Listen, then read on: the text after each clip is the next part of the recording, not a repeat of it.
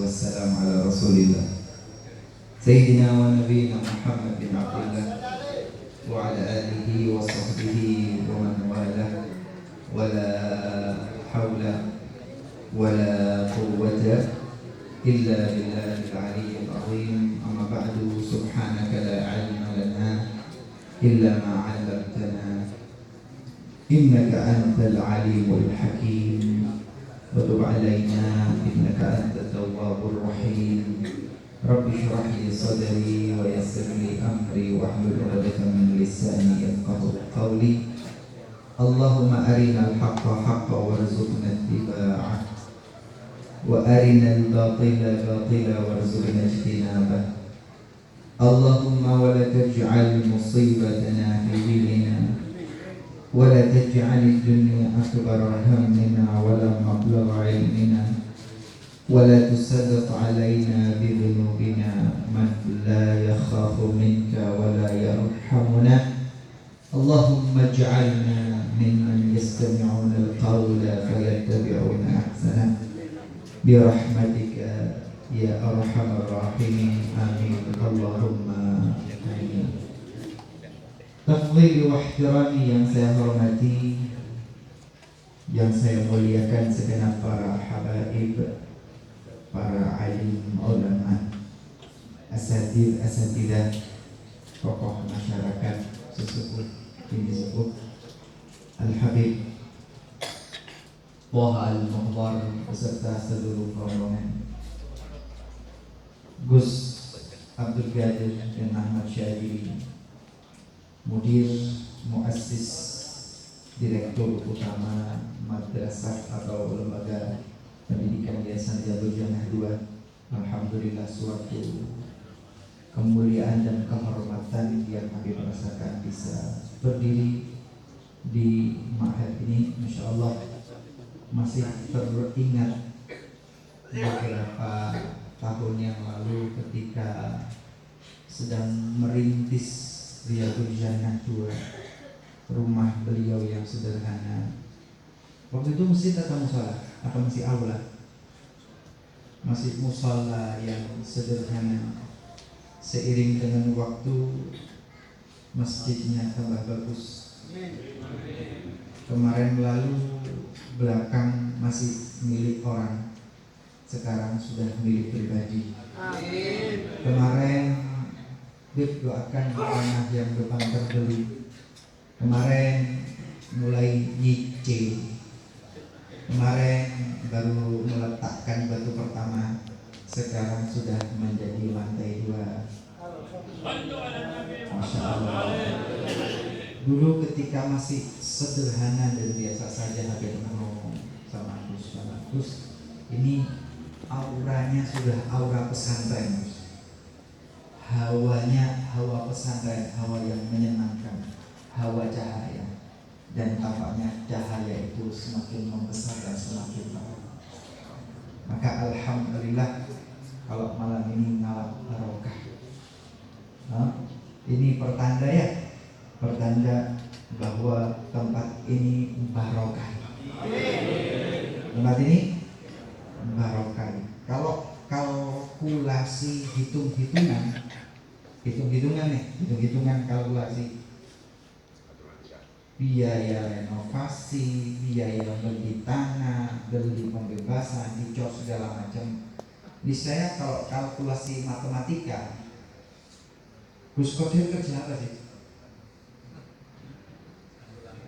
Dodolan apa ya? Punya toko lah? Punya apa? Pabrik pionnya. Kalau kalkulasi hitung-hitungan pebisnis dan jualan, ini enggak masuk. Tetapi itulah cahaya ilmu, itulah barokah ilmu. Bapak, Ibu, saya ini merasa ngalap barokah di sini. Nah, yang punya putra putri anak keturunan, jadikan mereka orang-orang yang dapat keberkahan dari tempat ilmu seperti ini. Amin. Nabi Muhammad.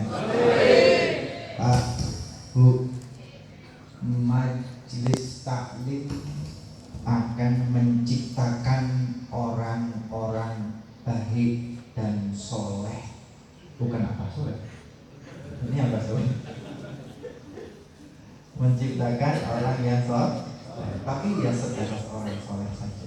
Paham betul nggak?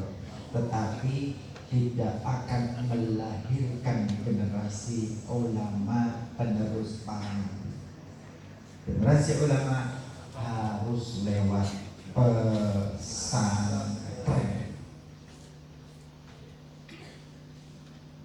Sallallahu alaihi Muhammad. Bisa diterima? Pun tidak usah tekan-tekan, enteng sedikit ya. Tak cerita saja. Gus sedikit sampai jam 3. Ente bukan bendahara, bebas.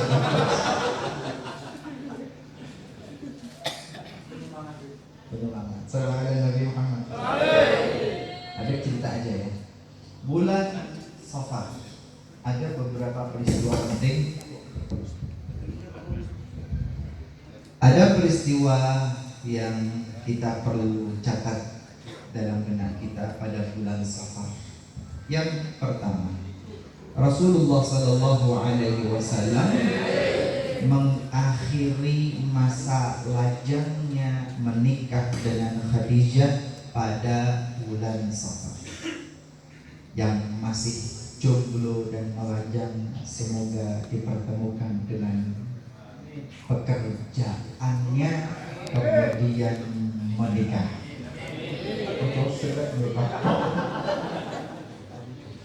Yang kedua, di bulan Safar juga Rasulullah Sallallahu Alaihi Wasallam meninggalkan kota Makkah, hijrah ke kota Madinah. Hijrah kepada hal yang lebih baik. Ini momentum yang pas bagi kita. Mari kita perbaiki hidup kita pada bulan Safar. Hijrah untuk menjadi lebih baik. Yang ketiga, Rasulullah Sallallahu Alaihi Wasallam menikahkan putri beliau Fatimah Az-Zahra dengan Ali bin Abi Thalib juga pada bulan Safar. Ada 3 tema, ada 3 cerita. Kira-kira yang mana dulu? Ada 3, yang mana dulu? 3-tiganya, tapi sinopsis ya. Sinopsis ya, jadi pendek-pendek aja. Pertama, Rasulullah Sallallahu Alaihi Wasallam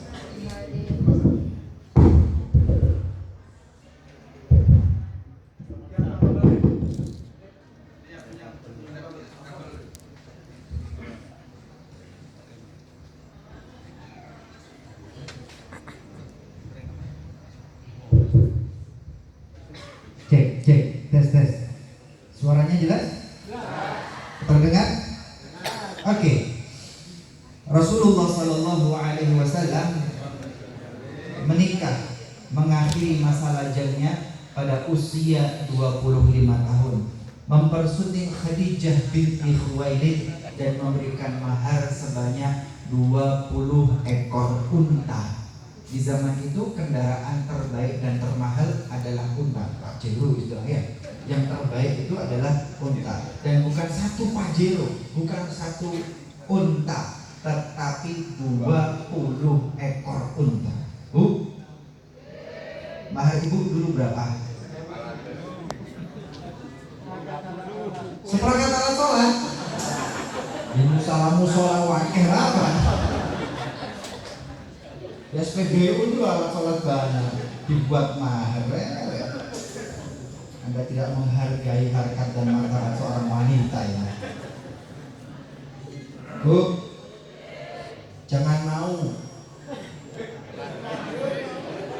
Saya bilang kan alat sholat akeh yang SPBU bilang.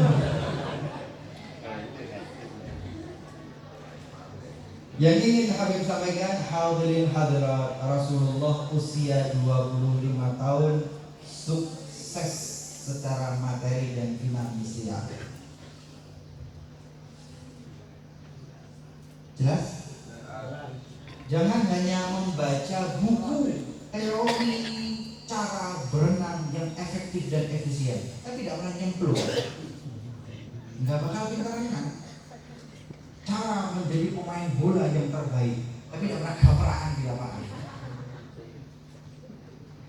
jurus-jurus maut, taekwondo dan silat, tapi nggak pernah tarung. Sama. Teori ekonomi perdagangan, tapi nggak pernah jebol dunia perdagangan, percuma. Sebaliknya, nggak tahu teori, tidak tahu teori taekwondo dan silat, tapi kerjanya taburan toh. Arema, Pune, tarung. Pinter ya. Persib kemarin.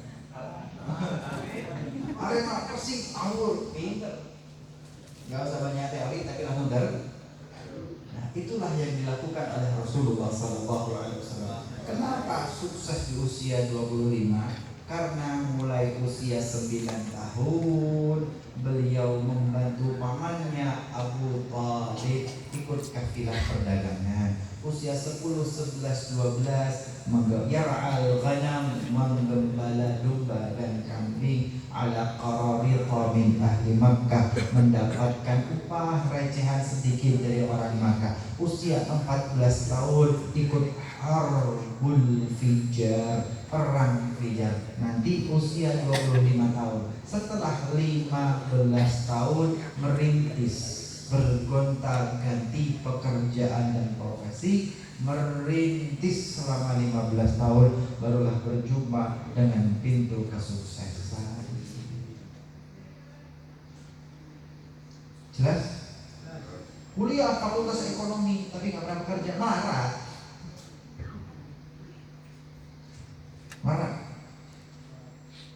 Yang banyak pengangguran itu para sarjana. Betul.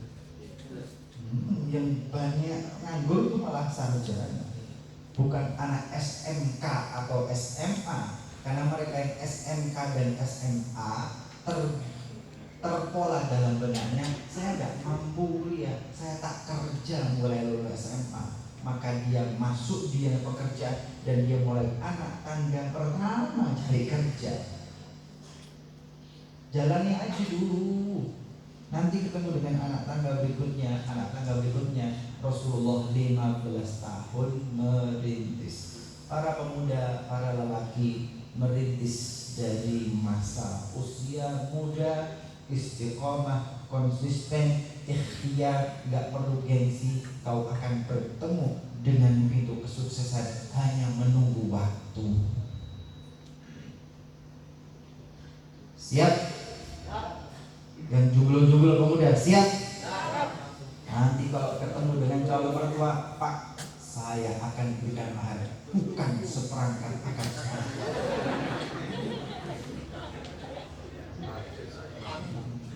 nikah.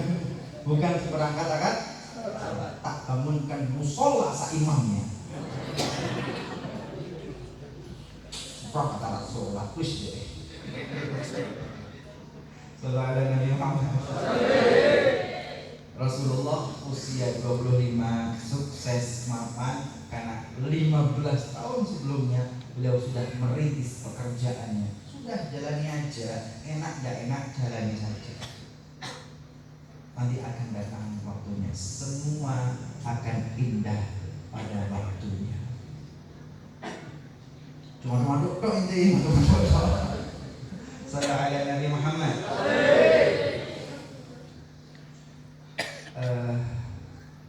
Setelah berumah tangga dengan Khadijah, Rasulullah SAW berada di zona aman dan nyaman. Secara pekerjaan aman, secara penghasilan nyaman. Tetapi kemudian di usia 40 tahun Rasulullah menjadi nabi, menjadi rasul. Beliau keluar dari zona aman dan nyaman untuk berjuang menyampaikan agama Allah. Pak, Bu, sallallahu alaihi Nabi Muhammad. Ketika menjadi nabi dan menjadi rasul, di tahun keempat setelah kenabian, beliau secara terbuka menyampaikan agama Allah di hadapan orang-orang Makkah. Maka dunia adalah negatif. Pamanda Rasulullah sendiri yang kemudian menentang dengan suara keras, tabban laka ya Muhammad, alihada jama'atana, celaka kau Muhammad, apakah untuk omong kosongmu ini kau kumpulkan kami semua? Tabban laka wa tabban sa'iril yawm, celaka engkau dan alangkah celakanya hari ini kau kumpulkan kami di sini. Maka kemudian Allah Ta'ala yang merespon menurunkan surat Al-Lahab, tabbat yada abi lahabir wa tab. Pak, Bu, hadirin hadirat, ketika sudah berumah tangga, beliau zona aman pekerjaan, zona nyaman penghasilan, enak tok wis. Tapi kemudian Allah Subhanahu wa Ta'ala berikan suratan takdir bagi Nabi Muhammad untuk keluar dari zona aman dan nyaman duniawinya, untuk berjuang di jalan Allah, mendapatkan zona aman dan nyaman di akhirat. Maka ketika berjuang sebagai Nabi, sebagai Rasul, kondisi berubah. Rasul menjadi sosok yang paling dimusuhi di kota Makkah, dicaci maki, difitnah, didustakan, diludahi, dilempari batu, dilempari kotoran, diganggu, bisnisnya diembargo, maka bisnisnya pun anjlok, grafiknya turun tajam. Yang asalnya entrepreneur muda yang sukses kemudian berubah menjadi tidak punya apa-apa. Pak, gak kira kuat kita kayak begini, gak kuat. Aku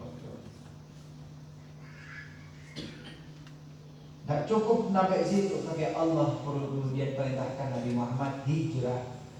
Hijrah itu terakhir terjadi pada awakhir Safar. Hijrah itu pada akhir-akhir bulan Safar. Rasul perintahkan para sahabat meninggalkan kota Makkah. Kelompok-kelompok kecil menyelinap diam-diam keluar meninggalkan Makkah, hijrah ke Madinah, menyelamatkan iman dan Islam. Ia tinggalkan tanah kelahiran, ia tinggalkan rumahnya, ia tinggalkan hartanya, ia tinggalkan bisnisnya, ia tinggalkan hewan ternaknya, semua ditinggal demi menyelamatkan iman dan Islam saja. Keluar dari zona aman dan nyaman untuk mencari zona aman dan nyaman nanti di akhirat. Sallallahu alaihi Nabi Muhammad. Pak, zona jenengan sekarang zona apa? Zona gak jelas. Di dunia tidak aman dan tidak nyaman, di akhirat tidak aman dan tidak nyaman. Padahal Rabbana atina fid dunya fid dunya fid dunya fid dunya sudah hasanah belum? Sudah hasanah belum? Sudah hasanah belum? Wafil akhirati hasanah. Nah, kalau dunia nggak hasanah, akhirat nggak hasanah, di mana hasanahnya? Di rumah. Oke, Pak, Bu, maka belajar sejarah Nabi itu sebaik-baik suri tauladan dalam hidup. Pengen di dunia hasanah, wafil akhirat hasanah, Nabi berikan contoh. Nabi berikan sudah dicontoh belum? Oh, seperangkat alat sholat mencontoh Nabi. Yes. Angel. Seperangkat alat sholat minta selamat di akhirat. Kalau ada Nabi Muhammad, lanjut, maka seluruh sahabat secara bertahap diam-diam meninggalkan Makkah hijrah ke kota Madinah kecuali Umar ibn Khattab. Datang ke Nadi Quraisy, tempat berkumpul orang Quraisy, mengatakan, ya ma'syar Quraisy, siapa yang pengen istrinya jadi janda, siapa pengen anaknya jadi yatim, siapa pengen ibunya nangis kehilangan anaknya, temui saya di depan kota Makkah. Saya Umar bin Khattab akan hijrah meninggalkan Makkah pergi ke Madinah. Yang menghalang-halangi saya, ayo ke depan. Saya akan jadikan istrinya jadi janda, anaknya jadi yatim, ibunya nangis kehilangan anaknya. Gelut wis kesuwen gak ada kilo wis gelut.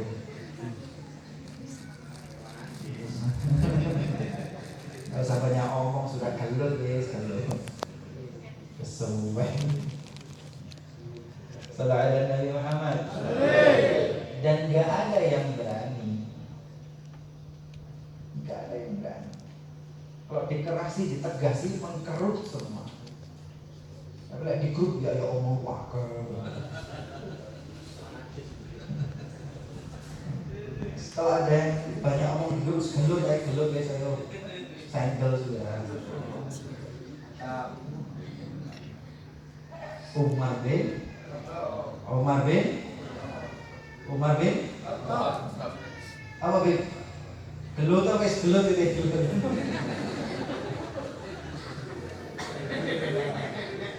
Ada gelut.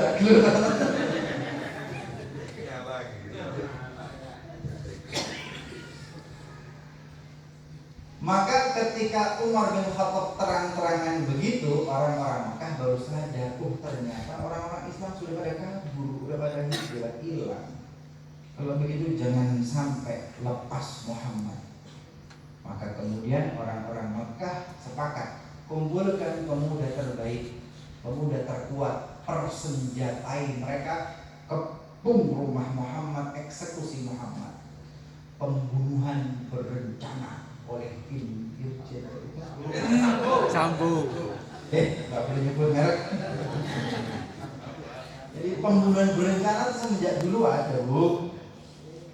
Dan selalu yang merencanakan itu yang pangkat-pangkat. Yang suruh eksekusi yo.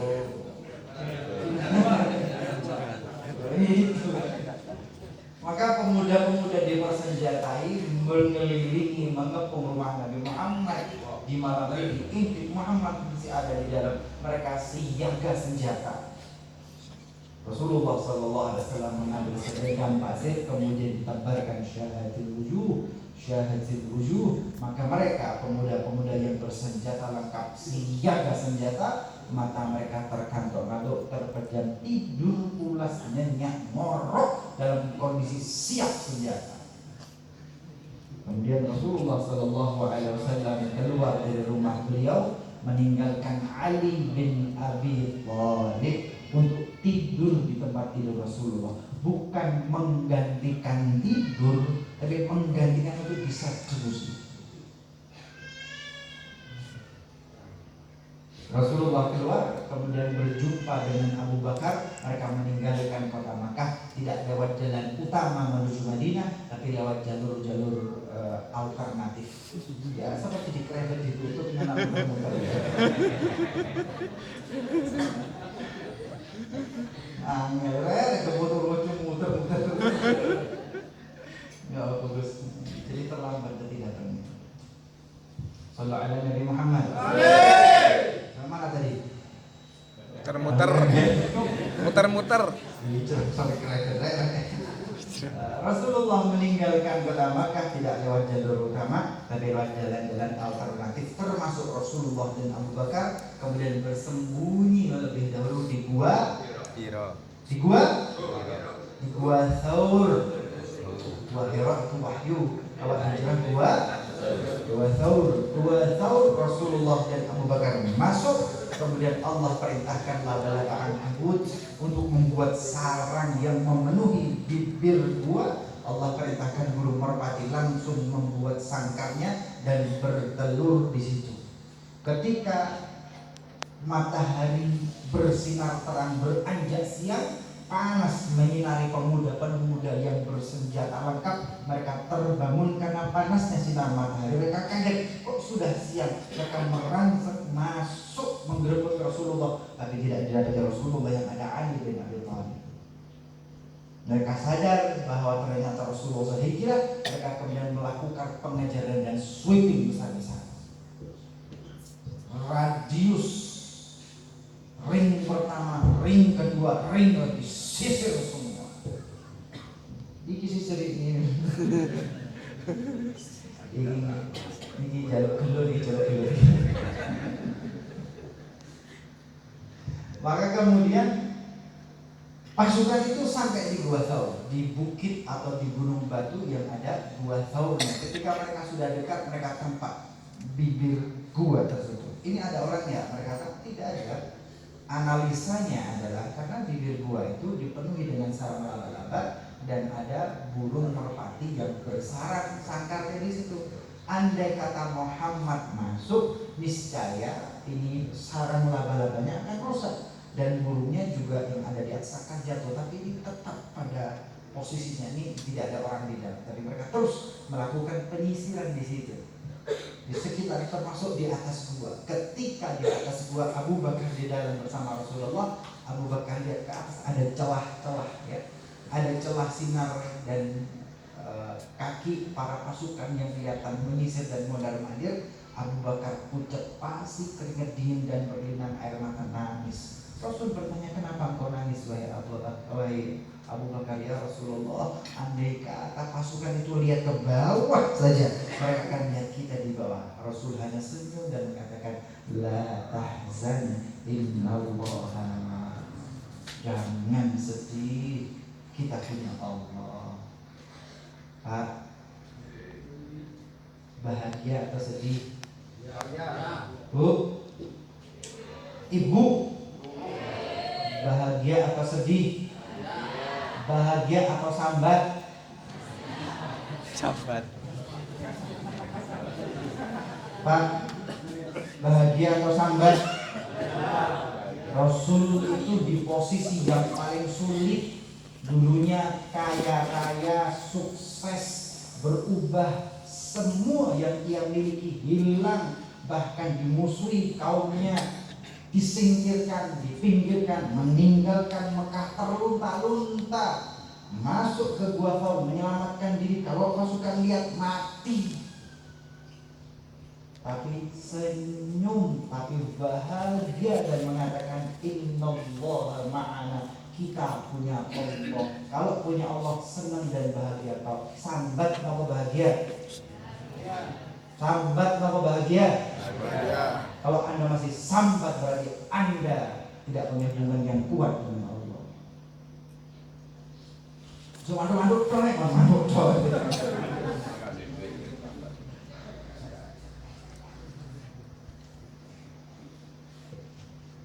apapun kondisinya, bahagia. Yang membuat bahagia bukan kemewahan. Yang membuat bahagia bukan kemegahan. Yang membuat bahagia bukan gemerlap. Tapi yang membuat Rasulullah bahagia karena setiap langkah hidup beliau ada Allah Subhanahu wa ta'ala.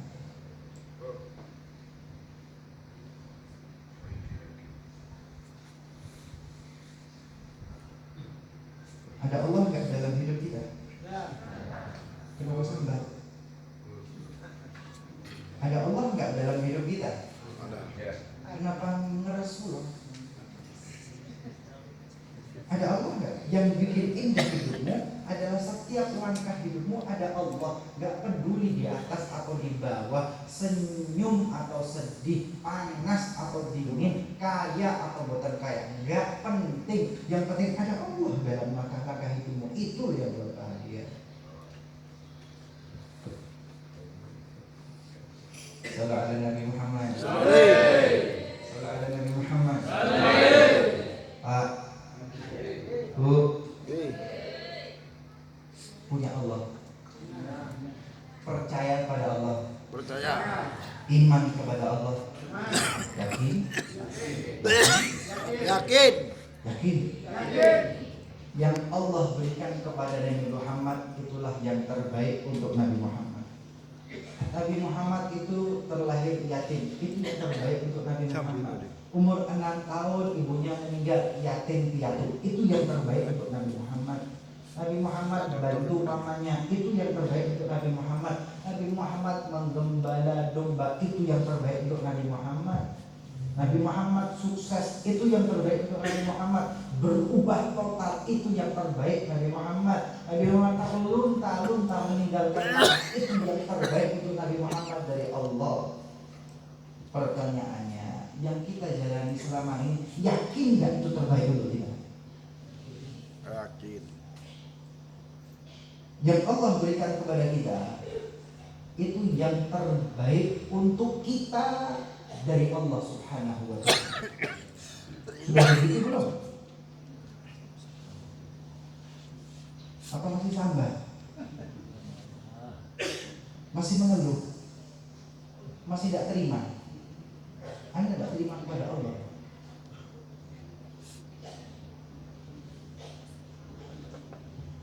Yang saya terima itu yang terbaik untuk saya. Tapi yang terbaik untuk masing-masing dari kita beda-beda. Ini yang terbaik untuk saya. Ini yang terbaik untuk Gus Qadir. Itu yang terbaik untuk Gus Jamal. Ini yang terbaik untuk Habib Pak Muhammad. Ini masing-masing Allah berikan yang terbaik. Sampai di sini bisa diterima? Bisa dipahami? Karena ini yang terbaik dari Allah. Bahagialah. Bahagia nggak? Bahagialah. Yang membuat kita tidak bahagia adalah karena yang terbaik untuk kita dari Allah kadang-kadang kita bandingkan dengan orang lain. Itu yang bikin gak bahagia. Saya berikan, dia diberikan yang terbaik oleh Allah Subhanahu wa Ta'ala. Harusnya saya bahagia. Tapi kadang-kadang saya ngukur dengan orang lain, itu lah soleh, pagi, anak, itu yang buat saya tidak bahagia. Kenapa? Karena yang saya punya selalu dibandingkan dengan orang lain. Harusnya saya bahagia dengan saya miliki.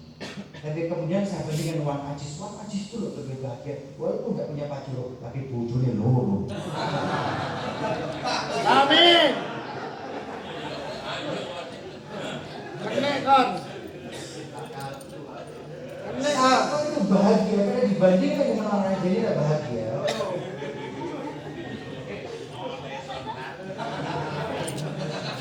Boleh tak kelampian. Pak, innallaha ma'ana, Allah bersama kita. Kita punya Allah. Yang membuat indah hidupmu adalah ketika langkah-langkahmu selalu disertai oleh Allah. Yang Allah berikan kepada diri kita masing-masing adalah itu yang terbaik. Maka bahagialah dengan yang kau miliki. Bahagialah dengan karunia yang kau dapatkan. Jangan kau banding-bandingkan dengan orang lain.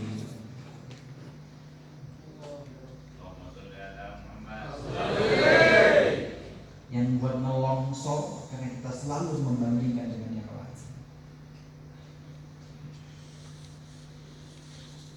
Sallallahu alaihi Nabi Muhammad. Sallallahu alaihi Nabi Muhammad.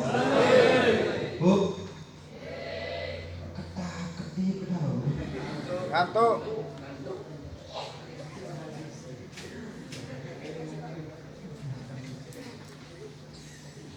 Pun cukup. Hijrah ke Madinah, ceritanya masih panjang, sinopsisnya nggak cukup. Setelah itu nanti Rasulullah menikahkan putrinya Fatimah Zahra dengan Ali bin Abi. Masih banyak ceritanya, belum rek? Singkat ya. Singkat. Abu Bakar As-Siddiq nitip pesan dengan putrinya Aisyah. Wahai Aisyah, sampaikan kepada Rasulullah bahwa ayahmu Abu Bakar menyebut nama Fatimah. Ini lamaran atau kalimat pembuka untuk melamar. Jawab Rasulullah lewat Aisyah, antadzirul qada minas sama. Aku menunggu keputusan dari langit. Abu Bakar paham. Umar maju menghadap Rasulullah menyebut nama Fatimah. Rasul juga menjawab dengan halus, antadilul qadha minas sama. Aku menunggu keputusan dari langit. Abu Bakar gagal, Umar gagal. Mereka berdua kemudian mengatakan, wahai Abdurrahman bin Auf, orang paling kaya di dunia, maju menghadap kepada Rasulullah. Abdurrahman bin Auf yang kaya raya menghadap Rasulullah. Jawaban Rasulullah sama, antadilul qadha minas sama. 3 sahabat senior yang top tolak semua. Abdurrahman bin Auf kaya raya, pebisnis sukses, gigih. Umar panglima perang, pemberani. Abu Bakar paling dekat dengan Rasulullah dalam setiap langkah perjuangan. 3-tiganya tertolak. Pak, Ibu, dengerin. Boleh menolak kalau ada orang yang datang meminang, yang datang orang mulia, yang datang orang terpandang, yang datang orang kaya. Nah, kalau yang bersangkutan Anda, keluarga atau putrinya tidak srek, tidak cocok, tidak ada koneksi, kalau mau nolak aja. Karena Rasul menolak Abu Bakar, Rasul menolak Umar, Rasul menolak Abdurrahman. Tolak aja, nggak apa-apa, nggak pakai nggak enak-enakan. Jangan paksakan putrimu menjalani pernikahan yang dia rasa seperti Siti Nurbaya dengan Datuk Maringgi.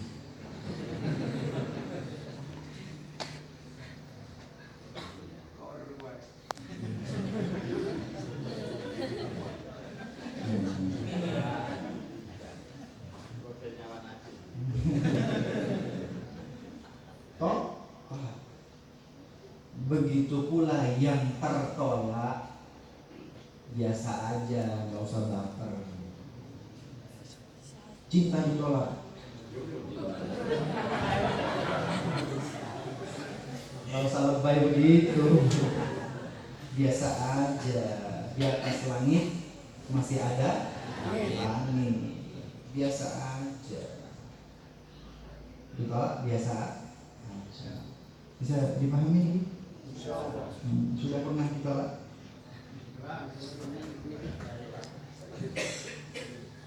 Kalau gagal dengan Honda Beat, datanglah dengan Honda Jazz.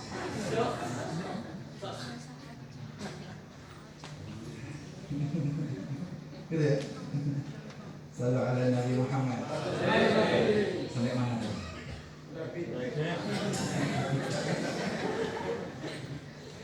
Lanjut Bu ya. Lanjut Pak ya. 3 orang ini justru berpikir, siapa yang layak mempersunting Fatimah. Maka mereka tertuju kepada Ali bin Abi Thalib. Mereka datang kepada Ali, wahai Ali, kami bertiga ditolak. Kami bertiga nih, kami para sahabat ditolak oleh Rasulullah. Dan kalau engkau wahai Ali, menghadaplah kau kepada Rasulullah. Ali bingung. Ali bingung. Ini Ali bin Abi Thalib yang tidak ada rasa takut, fearless, yang menggantikan Rasulullah ketika malam hijrah, mengganti itu dieksekusi, yang diberikan bendera Rasulullah untuk membongkar, memporak-porandakan benteng Khaybar. Hanya Ali yang mampu setelah 2 pekan gonta-ganti panglima gagal membongkar. Ali yang mampu. Tapi ketika masalah cinta, seorang Ali juga kebingungan. Dia menghadap Rasulullah SAW dengan rasa malu yang luar biasa, hanya mengatakan, ya Rasulullah, ini dzakartu bintaka Fatimah. Rasulullah sambil tertunduk malu, wajahnya menyerah. Ya Rasulullah, saya ingat putrimu Fatimah. Rasul hanya merespon satu kata, marhaban wa ahlan. Dan keduanya terdiam begitu lama, canggung, bingung. Ali kemudian undur diri dengan penuh kebingungan, ini apa itu? Mereka maka dihadang oleh Abdurrahman, Abu Bakar dan Umar. Bagaimana jawab Rasulullah? Gak tahu, gak ada obrolan. Rasul hanya mengatakan marhaban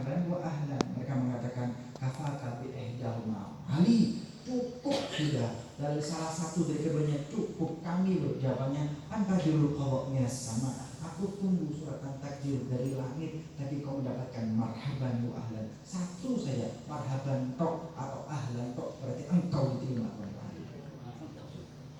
Maka keesokan harinya lebih pede. Memang supporter itu penting ya.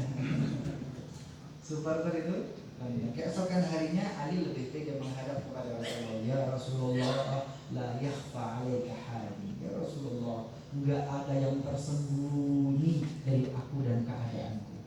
Aku kecil, maka ayahandaku Abu Thalib menitipkanku kepadamu. Engkau memberikan aku kasih sayang lebih dari Abu Thalib menyayangi diriku. Ya Rasulullah, kaulah yang mendidik dan membesarkanku.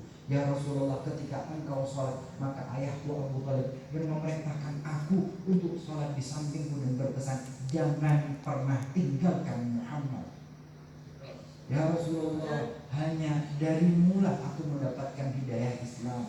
Ya Rasulullah, aku dihormati dan dimuliakan karena dirimu ya Rasulullah. Ya Rasulullah, aku terpandang terhormat. Maka izinkan aku ingin mendapatkan pasangan hidup yang mulia dan terhormat, yaitu putrimu Fatimah. Masuk Pak Eko. Masuk Pak Eko.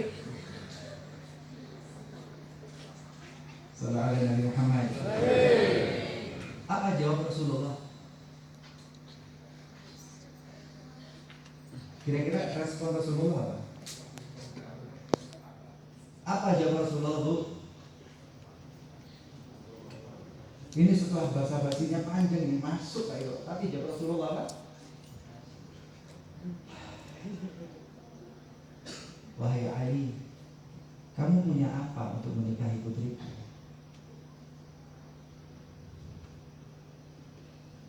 Wahai Ali, kamu punya apa untuk menikahi putriku? Punya apa untuk menikahi putriku? Jawaban, seperangkat alat sholat. Diusir Rasulullah. Seperangkat sholat. Ngelamar Fatimah binti Rasul seperangkat alat sholat. Please deh. Ali, kamu punya apa untuk menikahi putriku? Pak, Ibu, boleh ya para orang tua, andai kata ada yang datang melamar putrimu, boleh bertanya, kamu punya apa untuk menikahi putriku? Boleh bertanya begitu. Kamu kerja apa? Gajimu berapa? Anakku mau dimakanin apa?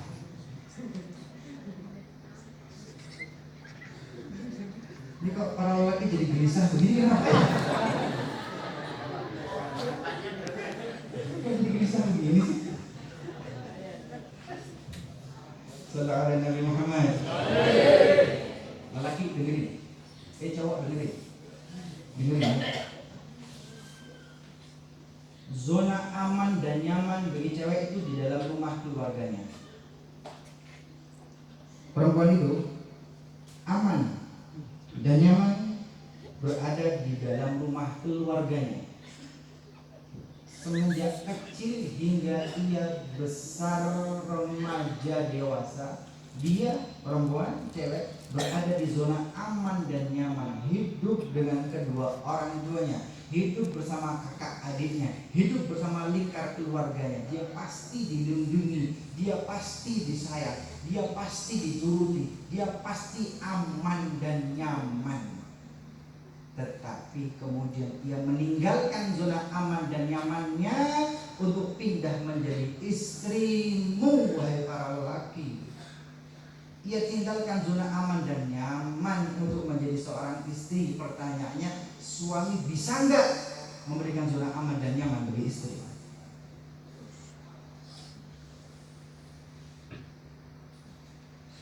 Pak,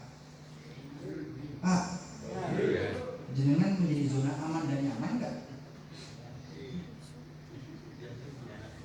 Kalau dulu putri, bukan putri Sambuet, putri petenangan, seorang remaja putri bersama ayahandanya, Seorang putri bersama ibundanya, seorang putri bersama kakak adiknya pasti diperhatikan, pasti disayangi, pasti diturut-turuti. Kan begitu ya? Zona aman dan nyaman. Tapi kemudian dia meninggalkan ini semua. Dia tinggalkan, kemudian berpindah menjadi istrimu. Nah, ketika menjadi istrimu aman dan nyaman enggak? Diturut-turuti enggak? Pak, manduk-manduk bareng.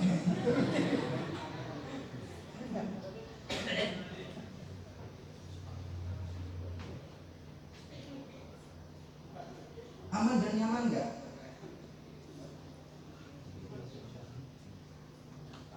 Seperangkat alat sholat mana? Bisa diterima?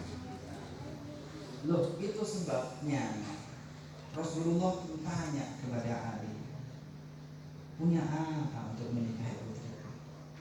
Karena Fatimah satu yang dicintai oleh Rasulullah Sallallahu Alaihi Wasallam. Pak,